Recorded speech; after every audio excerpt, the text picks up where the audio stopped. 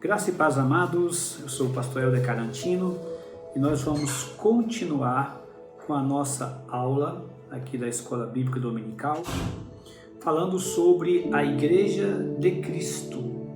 Nós vimos nas aulas anteriores a fundação da Igreja, a origem da Igreja. Nós mostramos para os irmãos que a Igreja de Cristo iniciou-se em Jerusalém. Então a Igreja cristã teve seu início na cidade de Jerusalém.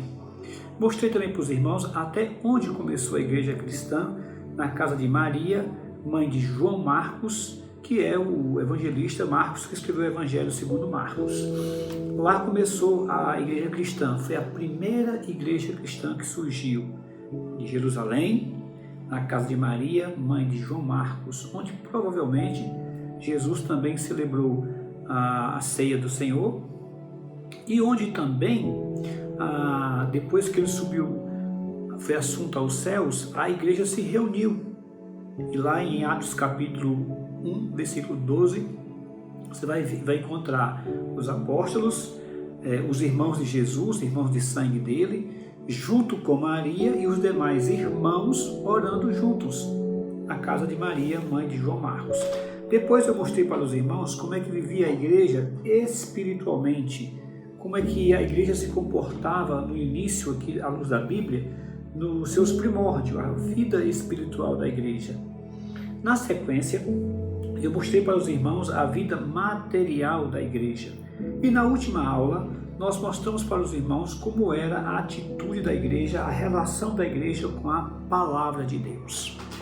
Eu vou, numa outra aula, mostrar para os irmãos como é que a Bíblia foi formada. Como é que a Bíblia chegou até nós? Como é que nós sabemos que os 66 livros da Bíblia são estes livros inspirados por Deus e outros não? Como é que nós sabemos que estes livros, de fato, têm o sopro de Deus, como diz o apóstolo Paulo, teopneutos, foram soprados por Deus e, portanto, é a Escritura Sagrada a regra de fé e prática autorizada para todo cristão. Como é que eu posso saber que um livro é apócrifo e não é apócrifo? Eu prometi isso para os irmãos, queria dar uma aula sobre isso, e darei sim, mas não hoje. Devido a essa situação que nós estamos vivendo de pandemia, de epidemia do coronavírus, hoje eu vou trazer uma outra aula para os irmãos e mais para frente, talvez na próxima aula, eu retorne esse tema e mostre para os irmãos como é que a Bíblia foi formada. Como é que eu sei, por exemplo, que um livro é inspirado e o outro é apócrifo, por exemplo. Então ficará para a próxima aula, como eu prometi para os irmãos, eu não esqueci e vou dar essa aula. Mas hoje eu queria tratar sobre a Igreja de Cristo diante das dificuldades deste mundo. Como é que a Igreja de Cristo se comporta diante de lutas e adversidades? Como é que a Igreja de Cristo se comporta diante de problemas generalizados no seio da igreja, na vida da igreja e na sua peregrinação neste mundo? Embora eu vá pegar uma passagem do Antigo Testamento, e alguém pode até já estranhar, dizer, mas você vai falar sobre a igreja no Antigo Testamento?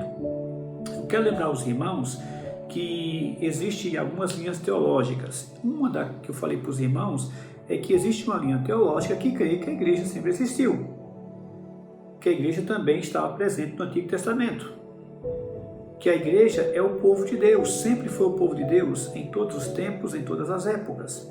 Assim, mesmo pegando uma passagem do Antigo Testamento, nós podemos estudar a passagem e trazer a passagem para os nossos tempos e aplicar ao povo de Deus de hoje, que é a Igreja de Cristo. Portanto, abra suas Bíblias para 2 Crônicas, capítulo 20. É um capítulo longo, eu vou tentar ler boa parte do capítulo, mas eu vou tentar diminuir alguns versículos por causa do tempo. Mas o ideal é você ler o capítulo 20 de 2 Crônicas. Diz assim: depois disto, os filhos de Moabe e os filhos de Amon, com algum dos meunitas, vieram à peleja contra Josafá.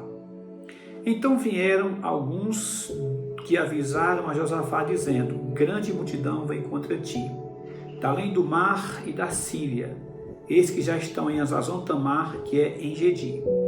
Então Josafá teve medo e se pôs a buscar o Senhor e apregoou jejum em todo Judá.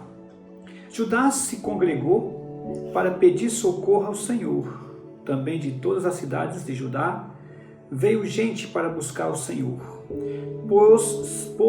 Pôs-se Josafá em pé na congregação de Judá e de Jerusalém, na casa do Senhor, diante do pátio novo, e disse: Ah, Senhor Deus de nossos pais, porventura não és tu Deus dos céus? Não és tu que dominas sobre todos os reinos dos povos? Na tua mão está a força e o poder, e não há quem te possa resistir. Porventura, nosso Deus, não lançaste fora os moradores desta terra, de diante do teu povo de Israel, e não a deste para sempre a posteridade de Abraão, teu amigo? Habitaram nela e nela edificaram um santuário ao teu nome, dizendo: se algum mal nos sobrevier, espada por castigo, peste ou fome, nós nos apresentaremos diante desta casa e diante de ti, pois o teu nome está nesta casa, e clamaremos a ti na nossa angústia, e tu nos ouvirá e livrará. Agora, pois, eis que os filhos de Amon e de Moabe, e os do monte Seir, cujas terras não permitistes a Israel invadir, quando vinham da terra do Egito, mas deles se desviaram e não os destruíram, eis que nos dão o pago, vindo para lançar-nos fora da tua possessão, que nos deste por herança. Ah, nosso Deus, acaso não executarás tu o teu julgamento contra eles? Porque em nós não há força para resistirmos a essa grande multidão que vem contra nós. E não sabemos nós o que fazer. Porém, os nossos olhos estão postos em ti. Todo Judá estava em pé diante do Senhor, como também as suas crianças, as suas mulheres e os seus filhos. Então veio o Espírito do Senhor no meio da congregação sobre Jaziel, filho de Zacarias, filho de Benaia, filho de Jeuel, filho de Matanias, levita dos filhos de Asaf, e disse: dai ouvidos todo Judá, e vós, moradores de Jerusalém, e tu, ó rei Josafá, ao que vos diz o Senhor: não temais, nem vos assusteis, por causa dessa grande multidão, pois a peleja não é vossa, mas de Deus. Josafá foi um rei de Israel, considerado um bom rei. E nessa época em que ele reinou em Israel, reinou também em Judá, na época que ele foi rei de Judá, reinou em Israel o rei Acabe, que foi um péssimo rei, um dos piores homens que já subiu no trono de Israel. E Acabe, ele fez uma aliança de casamento com uma feiticeira chamada Jezabel, que era filha do sacerdote de Baal. Então o reino do norte se afastou logo dos caminhos de Deus. Todos os seus reis viraram as costas para o Deus de Israel e seguiram seus caminhos, sendo que houveram terríveis reis em Israel. E nessa época, em Israel, estava reinando Acabe. E do casamento de Acabe, que era o rei ímpio, com Jezabel, a filha do sacerdote de Baal, nasceu uma menina chamada Atalia, que é uma tríade do Antigo Testamento, talvez a tríade satânica do Antigo Testamento. Acabe, a feiticeira Jezabel, e Atalia, que como sua mãe também era feiticeira. Muito bem. Mas em Judá, os reis de Judá, descendência de Davi, eles mantiveram, na maioria deles, o respeito, se não o temor, mas pelo menos o respeito, uma reverência por Deus.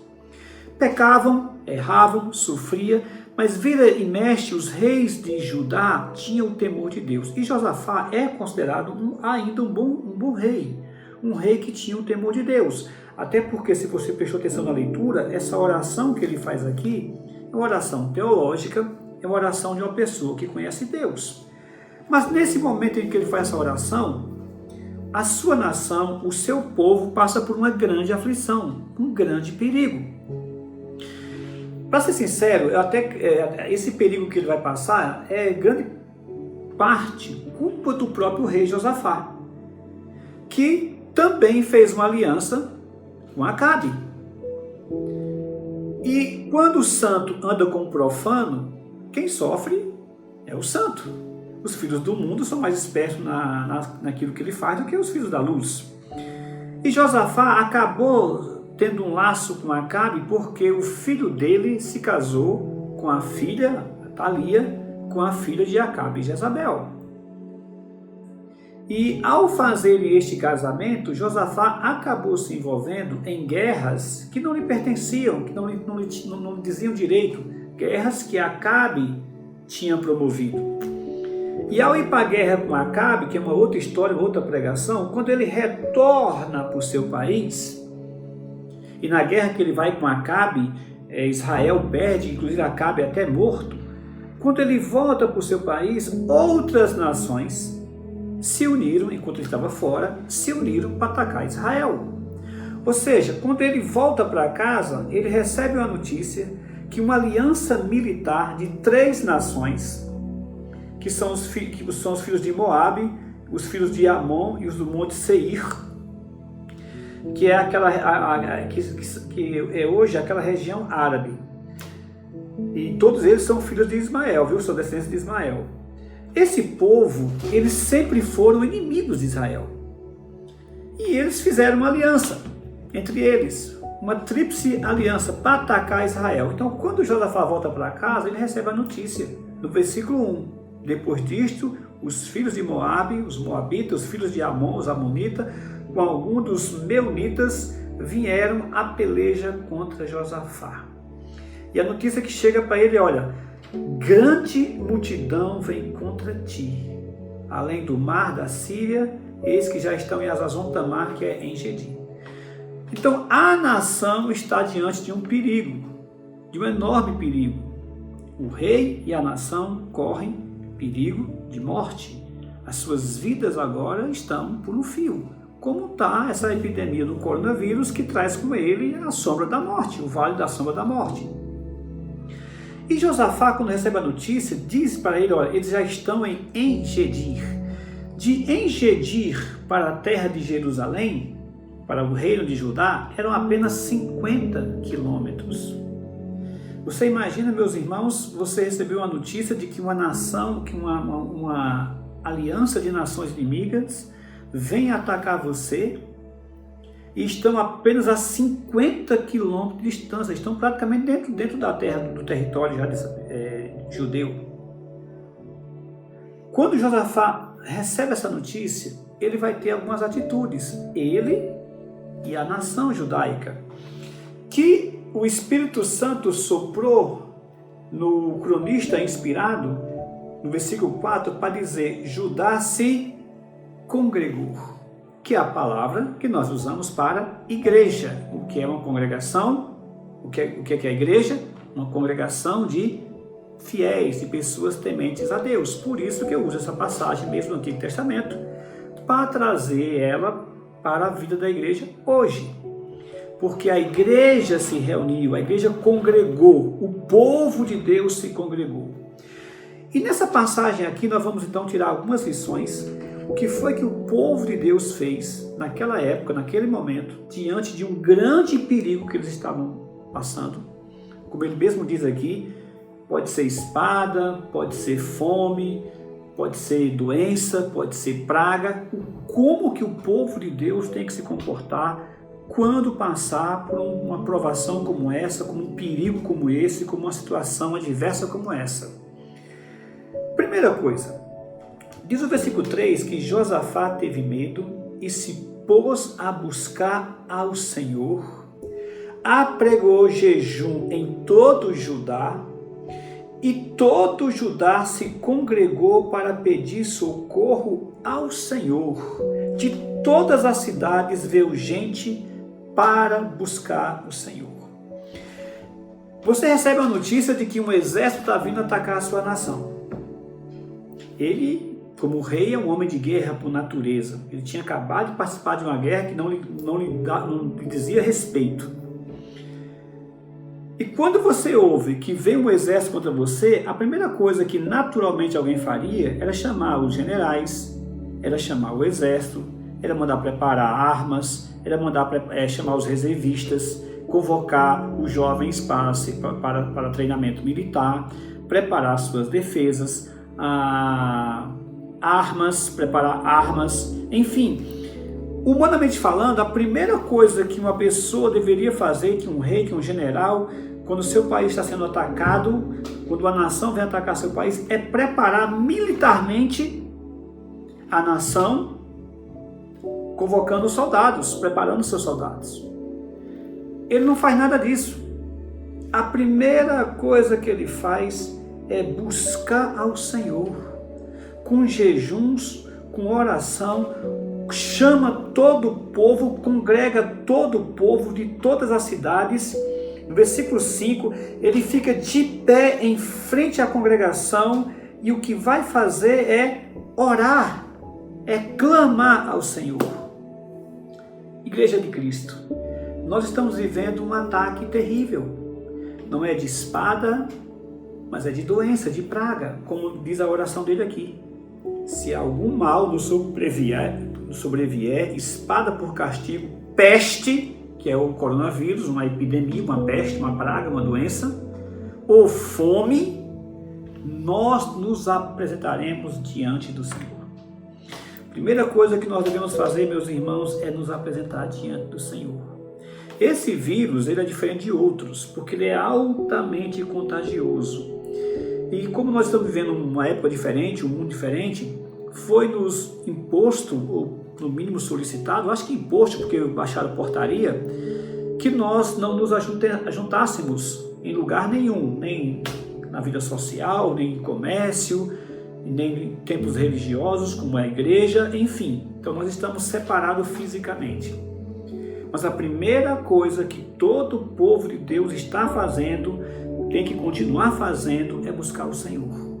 Mesmo não estando no templo, como eles tiveram a oportunidade de estar, mas como nós somos o templo do Espírito Santo, onde nós estivermos, que cada um de nós busque em primeiro lugar ao Senhor.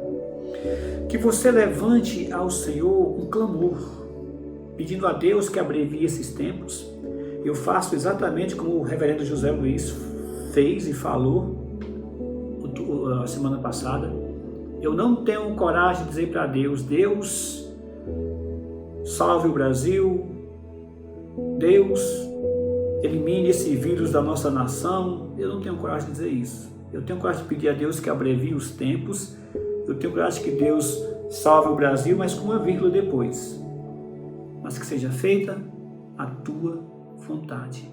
Porque por trás de tudo isso, eu sei que Deus está agindo, eu sei que a vontade de Deus vai ser feita, eu sei que o plano de Deus não vai ser frustrado, eu sei que depois que tudo isso passar, nós iremos enxergar coisas que não estamos enxergando agora, Deus vai revelar coisas que nós não estamos vendo agora, Deus continua no controle de todas as coisas. Mas, como Josafá fez, a igreja de Cristo tem que fazer, temos que buscar Deus, orando a Deus, pedindo que Deus faça a sua vontade, que Deus nos sustente, que Deus nos abençoe, que Deus nos livre, mas tudo de acordo com a vontade de Deus. O rei Josafá não correu para afiar a espada, o rei Josafá não mandou fazer lanças, flechas, não convocou os reservistas. A primeira coisa que ele fez foi buscar a Deus. Buscou a Deus com jejum, ele apregoou jejum. Ele buscou com todo o povo, com toda a congregação, toda a igreja foi buscar a Deus. Eu dizia, não sei se na pregação passada ou em outra pregação que eu fiz, e falei para uma irmã através do WhatsApp que o coronavírus está numa situação muito difícil, viu? Porque a igreja de Cristo, toda a igreja de Cristo está orando em todo o mundo. Então o coronavírus, ele está com seus dias contados. As portas do inferno não vão prevalecer contra a igreja. O povo de Deus está orando. É a primeira coisa que faz. Oração, jejum, buscar ao Senhor. Segunda coisa é que quando ele ora, ele faz uma oração humilde. Ele se agarra na bondade de Deus, ele se agarra na justiça de Deus, nas promessas de Deus. Quando ele começa a orar, veja como ele é uma pessoa que conhece muito a palavra de Deus, conhece muito a Bíblia. Versículo 6, Senhor. Esse Senhor, até em português, como na língua grega, na língua hebraica, é aquela interjeição que é como se fosse um suspiro. Senhor. É aquela pessoa que consegue tirar aquele peso do peito, do coração, jogar em Deus e Senhor. E é isso que ele está fazendo aqui. Deus de nossos pais, não és tu Deus nos céus? Ele não está fazendo uma pergunta duvidosa, é uma pergunta retórica. Quando não é tu Deus no céu, a resposta é sim. É como se ele dissesse, eu sei que tu é Deus soberano, eu sei que tu é Deus sobre todas as coisas. Não és tu que domina sobre todos os reinos dos povos? De novo a pergunta retórica. A resposta é sim. Deus reina, Deus domina, Deus está além, acima de nós, nos céus, domina sobre todo o universo. No versículo 6 ele continua, na tua mão está a força e o poder, e não há quem te possa resistir. Nem exército, nem espadas, nem doenças, nem peste, nem praga pode resistir ao poder de Deus. A destra poderosa do nosso Deus. É o que ele está dizendo na sua oração.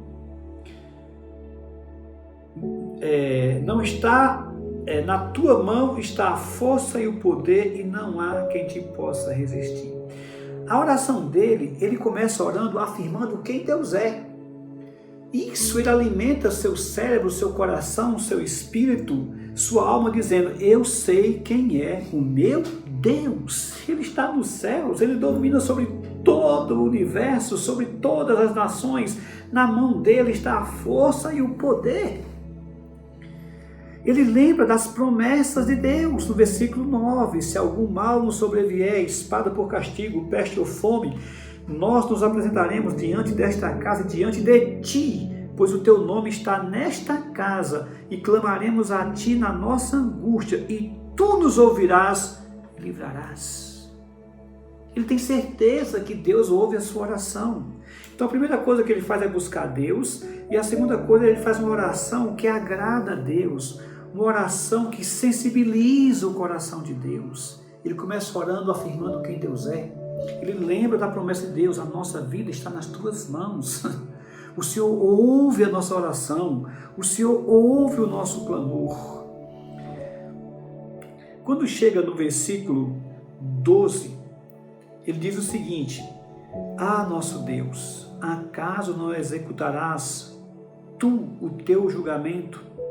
Porque em nós não há força para resistirmos a esta grande multidão que vem contra nós. E não sabemos nós o que fazer, porém os nossos olhos estão postos em ti. Primeiro, ele busca Deus. Segundo, ele faz uma oração que sensibiliza o coração de Deus, uma oração humilde, afirmando a grandeza de Deus em primeiro lugar, lembrando as promessas de Deus e se entregando, se derramando diante de Deus. Senhor, ouve a nossa oração e nos livra. Mas, em terceiro lugar, veja que ele confessa a sua fraqueza nessa oração. Senhor, olha, nós não temos o que fazer, não há força para resistirmos. Esse versículo parece que ele foi escrito para hoje, para agora, para essa questão de pandemia, de epidemia. Nós não sabemos o que fazer.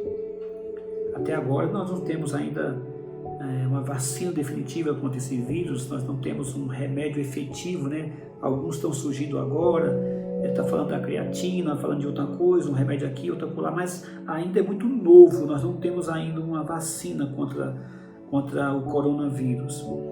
Não parece que foi escrito para agora, meus irmãos? Em nós não há força para resistirmos, e não temos mesmo força para resistir esse problema. Nem sabemos exatamente o que fazer, mas a terceira coisa que ele nos ensina: porém, os nossos olhos estão postos em ti. Ele busca Deus, a primeira coisa que ele faz é buscar o Senhor, não entra em desespero, não fica ansioso, não fica em pânico, não fica tomado pelo medo. Ele, em primeiro lugar, busca Deus. Mas em segundo lugar, ele faz uma oração que sensibiliza o coração de Deus. Mas em terceiro lugar, ele diz: olha, os meus olhos estão postos em ti. Como é que nós vamos passar por essa crise? Com nossos olhos postos em Deus.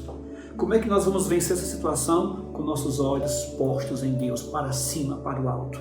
Lembre-se que o apóstolo Pedro, enquanto olhava para Cristo, fez coisas impossíveis.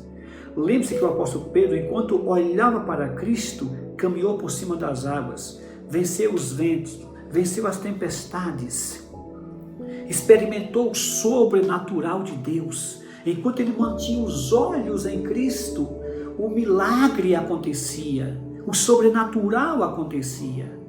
Mas quando tirou os olhos de Cristo, afundou. Nós estamos numa tempestade como Pedro, uma tempestade de sentimentos, uma tempestade de medo, uma tempestade de ansiedade, uma tempestade de pavor. Como é que nós vamos passar por ela? Mantendo os nossos olhos em Deus, mantendo os nossos olhos em Cristo Jesus, nosso Senhor e Salvador, no poder do Espírito Santo, a Trindade Santa, Pai, Filho e Espírito, nós mantendo os olhos para o Deus Trino Todo-Poderoso. Nós não sabemos o que fazer, ele falou, mas nossos olhos estão postos em Ti. E quando a igreja faz isso, busca o Senhor, faz uma oração humilde, nada de arrogância, como alguns ensinam na televisão, exigindo de Deus, dizendo que tem direito. Não tem direito de nada, não tem direito de nada. Nós temos que chegar diante de Deus como pecadores diante de um Deus santo, humilde, se prostrando, adorando em humildade a Deus, suplicando. Terceira coisa é manter os olhos em Deus. E quando você faz isso, sabe o que acontece, meus irmãos? Olha como Deus responde a essas três atitudes, versículo 14. Então veio o Espírito do Senhor. O Espírito Santo desce sobre a congregação. O Espírito Santo vem sobre o povo de Deus, sobre a igreja de Deus.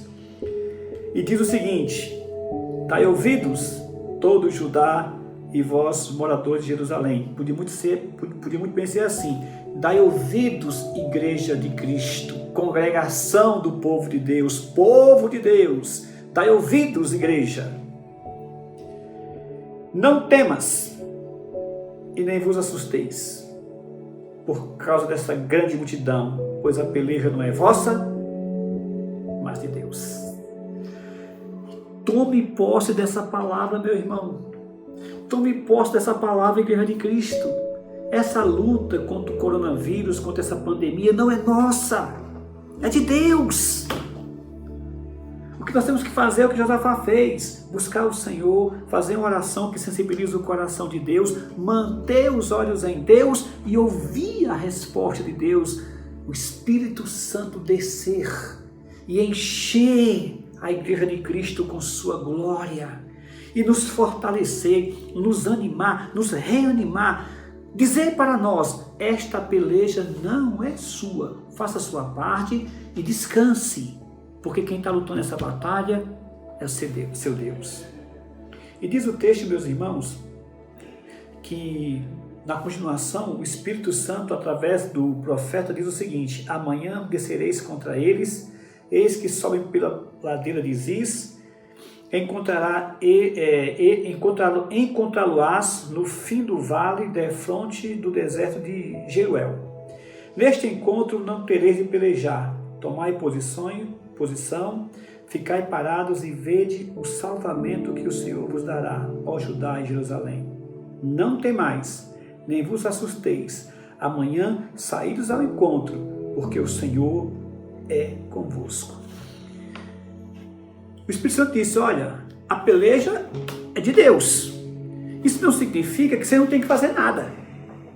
Não, vocês vão se armar, vocês vão se preparar, vocês vão de encontro a eles. Mas fique tranquilo, porque o Senhor vai dar o livramento. O Senhor vai dar a vitória. Deus chega e diz, a peleja não é vossa, é de Deus.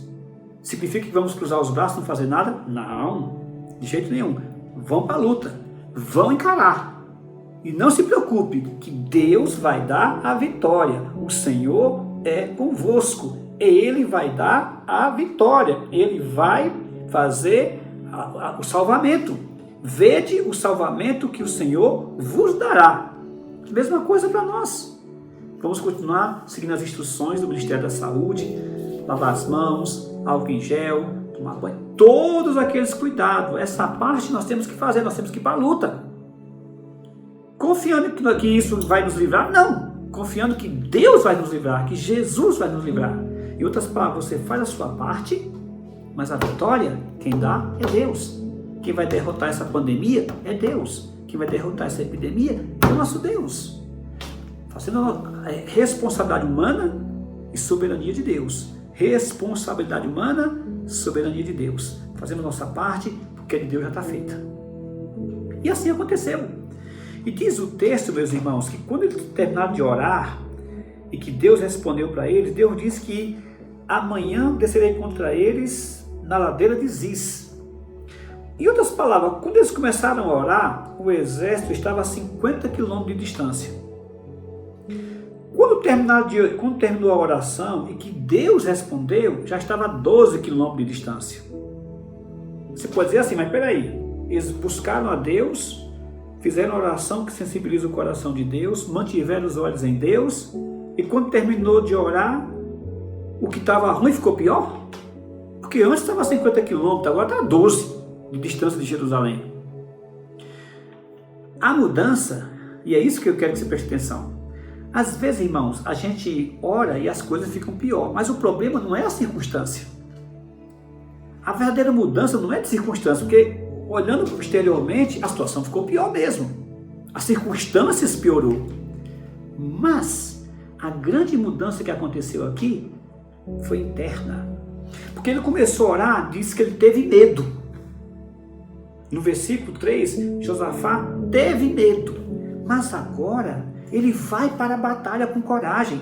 Ele perde o medo, ele perde o temor. Ele tira o pânico da vida dele, ele tira o desassossego, a ansiedade, tudo isso sai. E ele vai para a luta confiando em Deus, na promessa de Deus, na resposta de Deus, no Deus Todo-Poderoso. Se externamente as circunstâncias ficaram mais difíceis, internamente a mudança foi para melhor. Porque todo medo, todo pânico, toda ansiedade, todo terror, toda fraqueza foi embora. Eu vou para a luta agora agarrado na promessa do meu Deus. Porque Deus me disse que a peleja não é nossa, mas é dele. E foram para a luta. E diz o texto que quando eles vão para a batalha, ele coloca na frente do exército, sabe quem? Os levitas.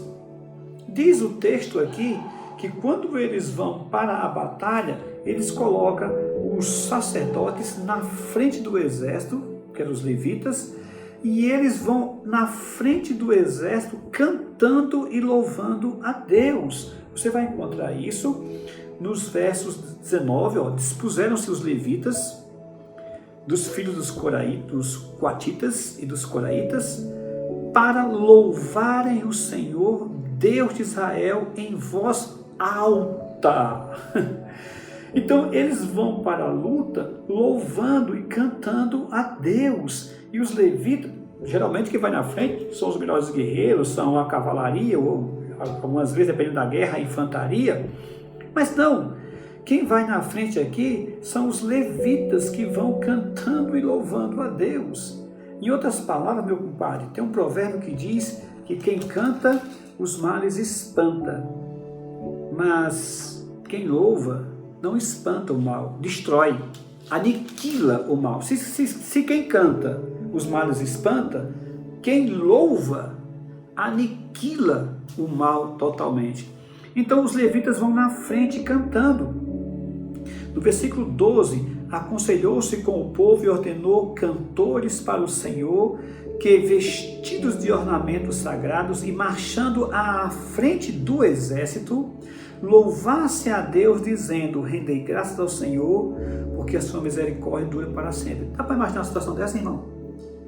Um bocado de levita, de sacerdotes na frente da congregação, na frente do povo de Deus, do exército, indo para uma batalha, para uma luta, louvando e cantando. Lembra muito Josué, lá em Jericó, quando os sacerdotes apenas rodeavam o templo tocando trombetas. Aqui os sacerdotes foram cantando. Eu não sei qual foram os corinhos que eles cantaram. Eu não sei qual foram os hinos que eles cantaram. Mas imagina a gente ir para essa luta contra essa pandemia cantando Vencendo Vem Jesus. Imagina a gente ir para essa pandemia cantando Tu és fiel, Senhor. Imagina nós enfrentarmos essa pandemia cantando Castelo Forte, Maravilhosa Graça. É diferente, meus irmãos. E é assim que a igreja tem que fazer. Nós vamos passar pela luta, como diz lá o irmão Lázaro, vamos enfrentar a provação dando glórias a Deus. Vou passar pela provação dando graças a Deus. Que é o que estão fazendo. Eles vão para a luta dando graças a Deus. E foram.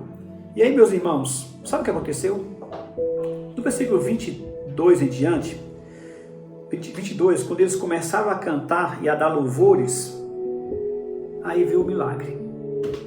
Diz o texto que Deus pôs emboscadas contra os filhos de Amon, Moabe e os de Monte Seir, que eram descendência de Esaú, o povo vermelho, descendência de Esaú. Essa aliança era uma aliança muito fraca, muito frágil. Eles só tinham uma coisa em comum: ódio a Israel. Mas entre eles mesmos não havia ética, não havia acordos de cavalheiro, não havia acordos de ajuda mútua, não. A única coisa que unia esses três povos era o ódio a Israel, nada mais. E entre eles mesmos havia desavenças. Eles só se uniam por uma coisa: se fosse contra o povo de Deus. Qualquer exército que subisse daquela região para atacar Israel, esses três povos se uniam a eles. Podia ser quem fosse. Se viesse para atacar Israel, eles se uniam para vir atacar Israel. Porque a única coisa em comum, eu repito mais uma vez, era o ódio à igreja de Cristo, ao povo de Deus, à congregação do povo de Deus. Pronto, era a única coisa que unia eles. Nós não sabemos o que aconteceu, mas talvez antiga desavença entre eles, alguma coisa aconteceu que o cronista inspirado diz que Deus colocou emboscada e de repente começou uma briga entre eles mesmos. Aí os moabitas começaram a atacar o pessoal do Monte Seir, o do Monte Seir começou a atacar os amonitas atacaram os moabitas, entre eles mesmo começou uma briga. E o resultado é que quando Josafá e o povo chegou para enfrentar eles, era uma pilha de cadáveres. Por isso que o cronista inspirado registra no versículo 26 o seguinte: ao quarto dia se ajuntaram no vale da bênção, onde louvaram o Senhor, por isso chamaram aquele lugar Vale da Bênção até o dia de hoje. Em outras palavras, aquele lugar poderia ser o Vale da Sombra da Morte. Poderia ter sido o Vale da Sombra da Morte para o povo de Deus. Mas quando o povo de Deus chegou lá, uma bênção, uma promessa de que a luta não era deles, era de Deus. Quando chegaram lá com a promessa de que Deus daria o salvamento, de que Deus daria a vitória, que Deus daria o livramento. Quando chegaram lá, que viram essa salvação, essa grande salvação, esse grande livramento, aquilo que era para ser o Vale da Sombra da Morte, se tornou em Berasha, o vale da bênção. Aquilo que era para ser o vale da sombra da morte se tornou em Berasha, o vale da bênção. Meus amados irmãos, minhas amadas irmãs, assim como Josafá, assim como o povo de Deus, nós estamos enfrentando um grande inimigo, que é uma pandemia, uma peste. Mas esse Deus Todo-Poderoso nos prometeu que se um dia passássemos por uma dificuldade como essa, qualquer que fosse ela, versículo 9, peste ou fome, se passássemos por uma epidemia como essa, nós teríamos que fazer e devemos fazer o que o povo de Deus fez aqui. Primeira coisa, buscar o Senhor. Nada de pânico, nada de medo, nada de terror, nada de ansiedade, nada de ficar paralisado diante dessa situação. Busca Deus. Oração, palavra, jejuns. Se você vê a oração de Josafá, ele está citando praticamente tudo que aconteceu na história de Israel no passado. Por quê? Porque ele conhecia a palavra de Deus. Então, primeira coisa, buscar Deus. Segunda coisa, fazer a oração que sensibiliza o coração de Deus. Como eu faço todo dia aqui com meu filho. Senhor, muito obrigado por ter me livrado desse dia, dessa epidemia. Livra minha família, Senhor. Em nome de Jesus, livra os nossos irmãos no Brasil. Livra os meus irmãos da minha igreja, das igrejas cristãs. Tem misericórdia das nações, meu Pai. A oração que sensibiliza o coração de Deus. Dentro da Tua vontade, lembra de nós, Senhor. Dentro da Tua vontade, lembra do Brasil. Terceira coisa, manter os olhos em Deus. Não tire os olhos de Jesus Cristo. Se você tirar, como eu falei, como aconteceu com Pedro, você afunda. Encha seu coração da graça, do amor, da misericórdia, do poder de Deus. Encha tua vida, tua alma, teu espírito de quem Deus é, como disse Josafá. Tu está nos céus, tu tem todo o poder, não há quem possa te resistir, nada pode te resistir à tua vontade, o teu poder, a tua soberania. Mantenha os olhos em Cristo. Em quarto lugar, ouça o que o Espírito Santo vai dizer. Tome posse dessa palavra. A luta não é sua. Esta batalha não é nossa, é de Deus. Deus está no controle. Faça a sua parte, vá para a luta. Faça a sua parte, se cuide. Cuide da sua higiene, cuide do lavar as mãos. A sua parte, faça. Vá para a luta confiando em Deus, na promessa de Deus, fazendo a sua parte, mas sabendo que a batalha é de Deus. Vá louvando, vá cantando louvores a Deus, vá glorificando a Deus. Porque quando a igreja faz isso, sabe o que acontece, meus irmãos? Aquilo que era para ser o vale da sombra da morte se transforma em Berasha, o vale da bênção. Deus vai transformar essa situação que o Brasil está passando, que a igreja de Cristo está passando. Deus vai transformar esse momento em Berasha para nós. Não vai ser o nosso vale da sombra da morte. Não vai ser. Deus vai transformar em Berasha, o vale da bênção. Esta batalha não é nossa, é de Deus. E quando Deus está na batalha, a vitória é certa. Até porque, meus irmãos, uma coisa é ir para a luta à frente de um grande exército. Outra coisa é o Senhor dos exércitos ir na nossa frente para a batalha. É o que nós estamos pedindo a Ele. Senhor, vai na nossa frente. Vai na frente da tua igreja. Vai na frente de cada um de nós, da nossa vida, da nossa família. Marcha, Senhor, à frente. faz as tuas promessas nas nossas vidas acontecer, mesmo nesse deserto que parece um vale da sombra da morte. Porque eu sei, Senhor, que se o Senhor se agradar de nós e o Senhor assim desejar, dentro da tua vontade, até o vale da sombra da morte se torna em vale da bênção. Porque nós temos um Deus especialista. Nós temos um Deus especialista em transformar a maldição em bênção para a vida eterna.